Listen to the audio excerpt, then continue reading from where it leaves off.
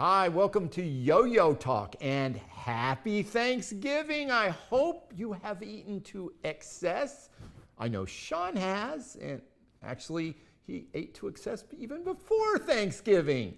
So if you haven't, run to the kitchen and get a slice of pie because Yo-Yo Talk goes along quite nicely with pie and milk and any other beverage of your choosing. And speaking of beverages, last week we had a bit of a boondoggle during my taste comparison test. For our new viewers and any beverage companies out there, I am searching for a 7-figure contract to reveal my favorite drink. So while we are waiting for viewers to sign in, I have been doing these taste tests. And we've been using other drinks just to make sure mine remains my favorite. So last week, I had a fail. Personally, I don't feel it was my fail. I believe it was the company's fail because I couldn't get the drink out of the bottle into my oral cavity. And that requires a little bit of mistake on the structural engineering of the bottle. So anyway, Sean gave me a little tutorial on how to get the fluids out of the bottle. Okay, this is how it's done. So you take this green top, restart that. Keep going. It's simple. It is very simple. Green top. Now into 15 seconds. On the marble, straight down. Okay, Now, that's the most stupid idea I've ever seen in my life. Okay. First of all, I tried to drink out of that bottle last week. Have you heard this thing about COVID-19, this little virus going around? Secondly, the idea is to put the soda actually in your mouth, not over your belly and your crotch, which makes you look like you wet your pants. Thank you very much for that informative display on how to open that bottle. So you could have found my dead, dehydrated body lying in the middle of the desert with a full bottle of this stuff because they made it so complicated to open, and for this reason alone, I rate this lower than my favorite drink. But if you like having bamboo strips shoved underneath your fingernails, you might actually like this product. So anyway, normally this show is live, but tonight it has been pre-recorded due to Thanksgiving, but that does not mean that we are not going to have a contest in the show. It will just be a little bit different than normal, and I will only have one contest rather than the two regular events, the lightning round and the pop quiz. A little bit later, I'm going to talk to you about how the contest will run and what we have for a great prize tonight. Happily, because I have pre-recorded this, I will be able to harass people in the comments section, which I'm not normally able to do during a live show. So please feel free to talk to me and trash talk me as much as you like, but I may respond and it might not be pretty.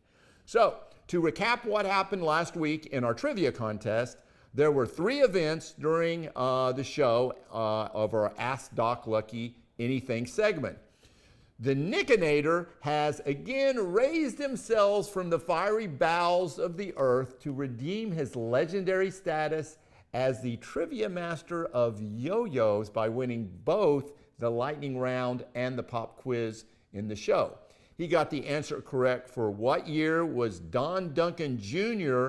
on the television show What's My Line? And the answer was 1962. So he took home those very nice collectible Duncan yo-yos. As for the pop quiz, he was also the winner by answering Tinite is a brand of what and how many grams does this counterweight weigh? And the answers being plastic and 11 grams. Now, the Nickinator actually went into much more detail on the plastic thing, much more than I could even understand, but we assume he got it right. So he had a 4 or 5 sentence answer on the plastic thing. Thankfully, the Nickinator could not enter the 18 and other trivia quiz as Grayson Short, son of Chuck Short, age 12, not Chuck, Grayson, took home that signed Lucky's periodic table of yo-yos poster by recognizing who the 2019 1A world champion was. That was Gentry Stein. And so congratulations to Grayson, who now becomes our youngest trivia contest winner to date. So let's see. We are not entirely done with the Nickinator yet, though, as he is in a grudge match with Tim Simcoe, a.k.a. the Simcoe. Next week, Fight Night! The Nickinator versus the Simcoe! Because they tied in that trivia contest the previous week. So we will be having another fight night, and I will be getting in touch with him and the Nickinator, and we will let them know what instruments of destruction they will need to have available for this must-watch death match. That will be live next week on Yo-Yo Talk. What else do we have going on in the yo-yo world this week? Oh, just the big 800-pound gorilla in the yo-yo community. And you can type in any name you want in the comments section, but you'll be wrong because this is not an individual. It is a documentary on Netflix called We Are the Champions, which has an episode featuring the 2019 Yo-Yo World Championships. They also have episodes on other more weird competitions such as cheese rolling, dog dancing, and hairstyling. But they have included yo-yos and frog jumping to give the series a little bit more credibility. And I will confess that frog jumping is personally a real high thing on my bucket list to do. I just need to find a suitable frog for training, and I will be there. So maybe that will be me on the frog jumping contest in the future. Anyway, if you have not seen the World Championship episode, you really should.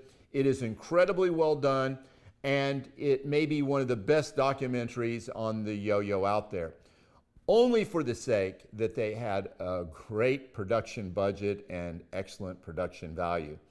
I'm not going to say that the yo-yo community is completely happy with the documentary because it strictly focuses on 1A. So if you happen to be in the AA or AAA or 4A or 5A, you're not going to love this show. There was not one shred of material on any of the other divisions. Interestingly, they had several clips of commentary from Steve Brown, who was the tournament director, but nary a mention that he was a legend in the yo-yoing world and the father of freehand play. But what they did do, and they did very well, was they did follow 3 individuals, Kieran Cooper, Evan Nagao, and Eddie Gallegos to the World Championships. And that's kind of a format that many documentaries are set up in.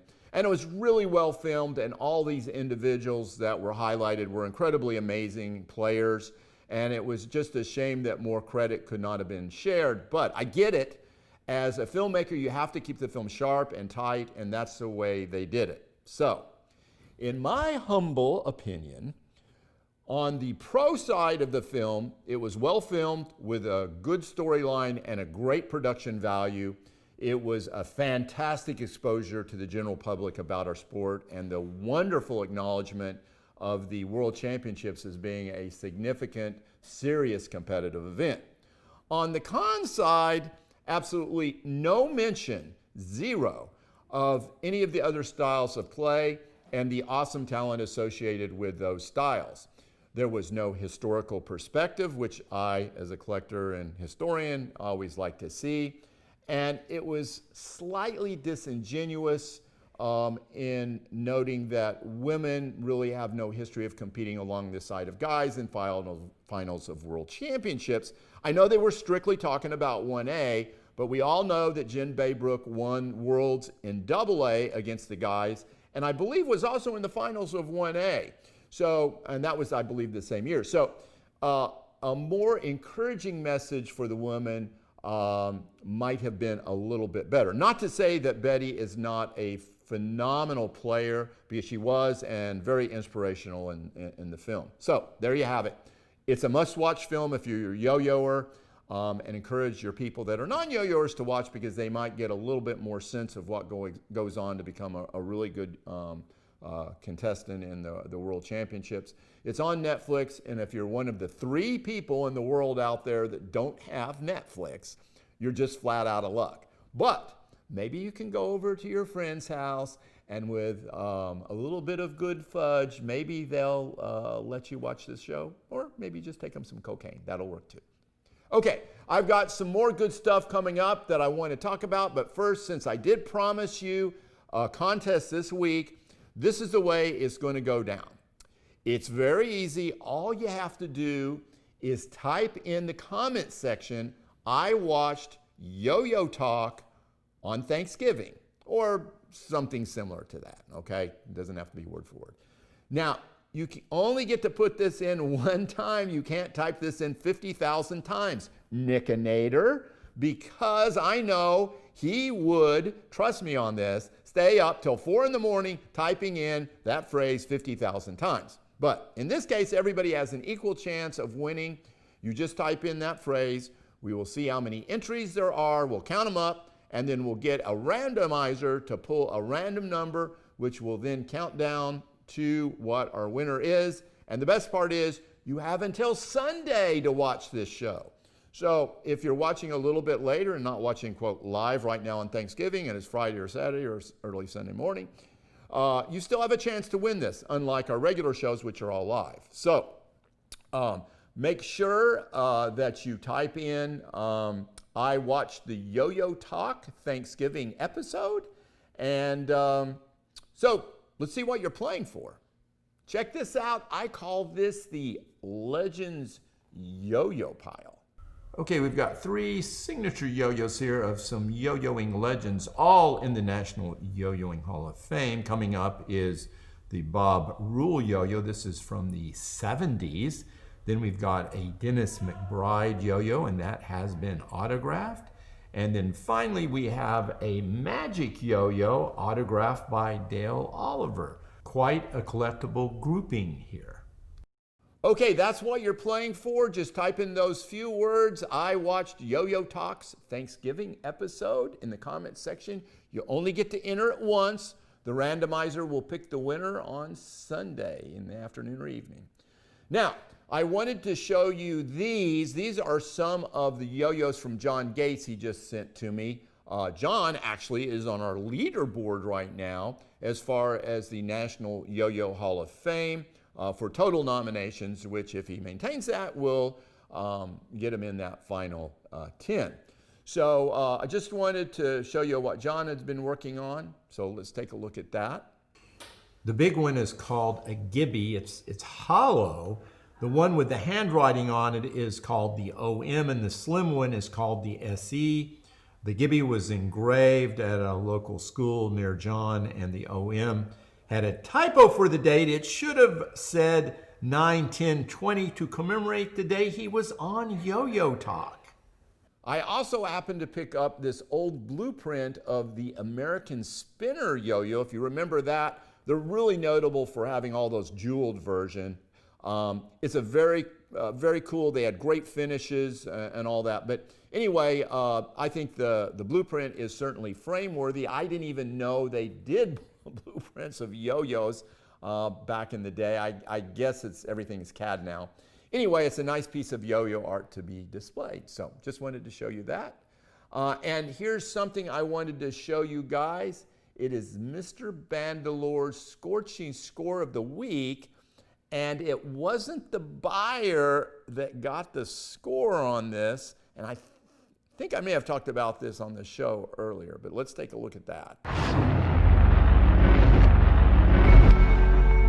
Mr. Bandalore's Scorching Score of the Week.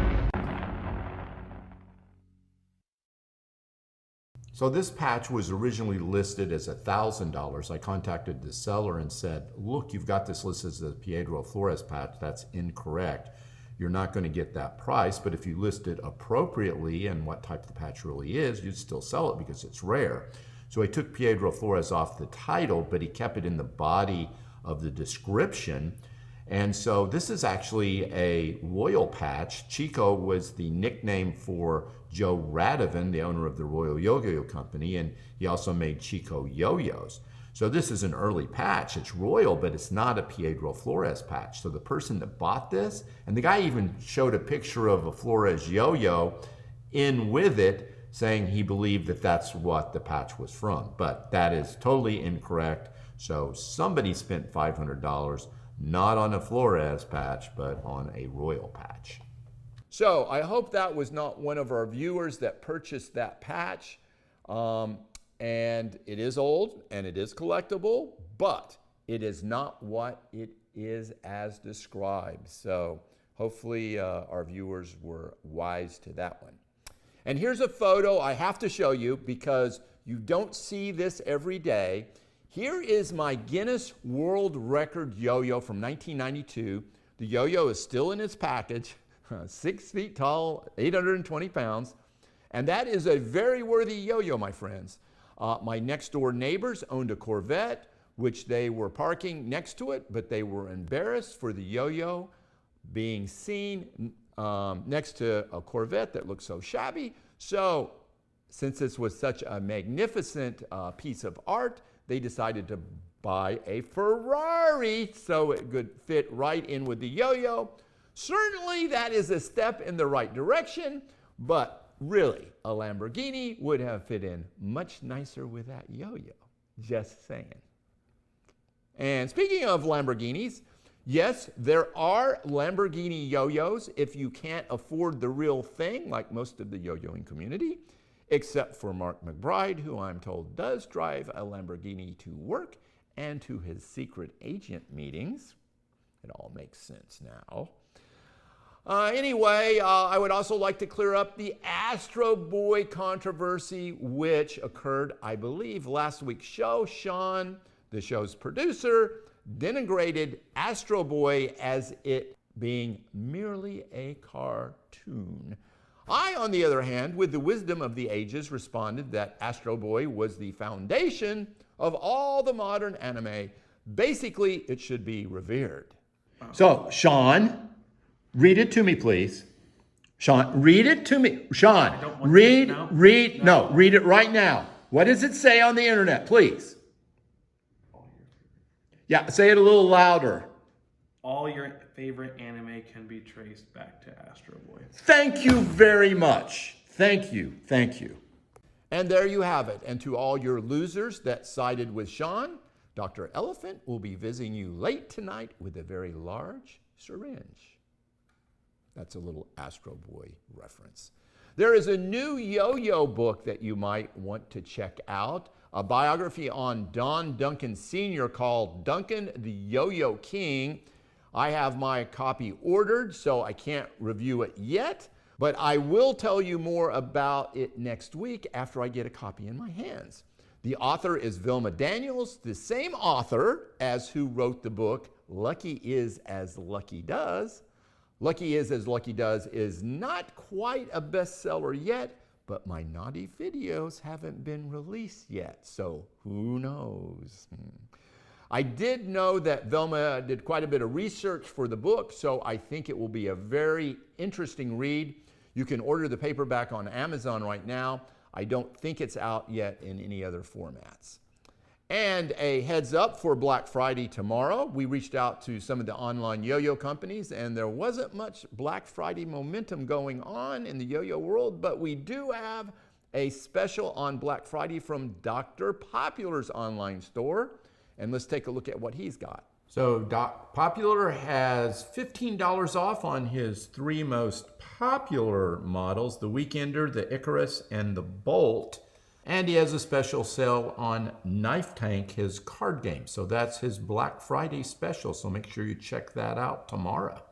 And just a reminder to all of our viewers, If you do have a new yo-yo coming out or a special sale on specific yo-yos, let me know. I'll be happy to tell everyone about it, and we aren't going to beat you up for some kind of sponsorship. We just don't work that way. Unless you are a soft drink company and have a 7-figure contract for me to review. And to be clear, I am free for the halftime Super Bowl this year. I have just checked my calendars. And one question to clear up from last week. Apparently, when I showed my little trailer for Ask Lucky Anything at the beginning of the show, somebody noticed the monster in the upper left-hand corner and wanted to know what the heck that was. Well, that is the Pigman. Kind of a cross between a monster and an anti-PC vigilante.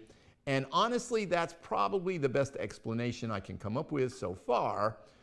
We had to quit filming Pigman short films for a while as my middle son became emotionally disturbed while viewing the video production. But he is now away at school, and I think ultimately the world needs a Pigman movie. I hope that answers your questions adequately. So, an update on the National Yo-Yo Hall of Fame. We have approximately 40 nominations. I think we have about 15 different folks that have been nominated. We are not listing the number of nominations each person has, but we will recognize only the 3 leaders on our leaderboard because those are our top 3 with the most nominations. And the top 3 ultimately will go into that final 10 voting pool for the Academy of Yo-Yo Arts. And I will have the current nominees listed in the Academy of Yo-Yo Arts here soon. Well, I think I actually have it listed right now. And on the Academy of Yo-Yo Arts Facebook page. There's academyofyoyoarts.com and the Facebook group. So either place you should be able to see who those nominees are. But we will not list the number of total nominations each person has. If you are not a member of the Academy of Yo-Yo Arts, shame, shame, shame. This is open to anybody that's been involved with the sport for at least 5 years and has made some sort of contribution back to the sport or hobby. And we will still be taking nominations through the end of the year. And it is very simple. We have a link, and it's basically 3 questions: your name, your email address, and the person you nominate. It should take less than 30 seconds to make your nomination. You may nominate only one person. Let me show you how easy it is to make the nomination. Click on the link, and it will take you to this form. And then at number 1, the name of the nominator, that's you. Fill that out. Then go down to the next one, which is email of the nominator. That's your email address. Fill that out. And then type in the name of the nominee and fill that out. And then just click on done, and you have done it. Less than 30 seconds. This nomination process is anonymous. I will be the only one who sees who does the nomination. And I will not judge even if you nominate yourself, which is cheesy, but that's fine by me too. So don't be shy. Please get those nominations in and let the other folks know about the nomination process. Currently, our leaderboard remains with John Gates, Dazzling Dave, and Chuck Short. And if they remain on the leaderboard as the top 3, they will automatically be put in the pool of 10 finalists. Does not mean that they will necessarily be selected as the inductees for this year by the Academy of Yo-Yo Arts, as that is a separate process. That voting will happen right after the first of the year. But I don't think, personally, there's a bigger honor in the yo-yoing world than being inducted into the National Yo-Yoing Hall of Fame. So think about that. So next week, we have a great show planned. We will be back to our normal format with live with our 2 or possibly 3 trivia contests. We do have fight night scheduled, the Nickinator versus the Simcoe. I haven't checked the Vegas odds yet, but my understanding is that the Nickinator is trailing in the odds maker's eyes based on his dismal performance in the last fight night with Dano the Mano. Will the Nickinator find redemption, or will this be another humiliating defeat? The Simcoe has been training hard, I understand, for this matchup, and I believe he has been spending a lot of time in an oxygen deprivation chamber. You go, Simcoe. I hope you can still write your name and perform simple math operations after leaving the chamber. If Michael Jackson could do it, you can too. And don't forget to follow Doc Lucky's Yo-Yo Talk. You don't want to miss an episode. Make sure you sign up on Facebook so it notifies you, and like the page. And we are going to be live next Thursday at 9:30 Eastern Standard Time. Also remember, we have our Instagram daily yo-yo posted. That is certainly something you don't want to miss. Our Instagram is Doc_Lucky_yo-yo talk, or _yo-yo_yo-yo_talk. Sorry, can't even get that out right. So how are you going to type it in if I can't even say it? So anyway, all the folks at the Sun Valley Sanitarium will tell you our Instagram posts are the highlight of their day, or maybe it's just the drugs. Who would really know? But I wouldn't take a chance. Go on and sign up now. Also remember to make your nomination for the National Yo-Yo Hall of Fame. There's no better way to honor a mentor in yo-yoing than making that nomination. Next week, God willing, and if the creeks don't rise, we will be having Sean Perez on live. Sean is a yo-yo professional and worked the Duncan Disney cart for years. And when I mean live in the studio. This will be a first for us, having a guest in Yo-Yo Talk studio. So there may be bloopers or controversy or even spread of COVID-19. So don't forget to watch. We will also be talking about a new yo-yo that is being released by, I'm going to mispronounce his name, Moses Vidal. My apologies if I got that name right, but I am just a Kentucky boy and that's the best I can do. It's the Elysium, I think I got that right, and there is a prototype on its way to Yo-Yo Talk, and I should have my grubby little hands on it next week for the show. Now, I will warn you that I have never seen a yo-yo that I didn't like or covet. I even won one of those dumpster fire yo-yos. So it's kind of like a grandmother talking about her grandkids. Even if they're in juvie and they're the sweetest, most special little creatures that only set that cat ablaze because they had a passionate interest in fire science. So anyway, that's sweet, but that's kind of the way I feel about yo-yos. So, well, that's it for me tonight. I hope you've had a fantastic Thanksgiving. I also hope you are stuffed to the gills, and if you are not, don't be a quitter. Go back and have that fourth slice of pumpkin pie. And always remember, you can never have too many yo-yos. This is Doc Lucky signing off until next week. Stay safe and virus-free, and don't set any cats on fire.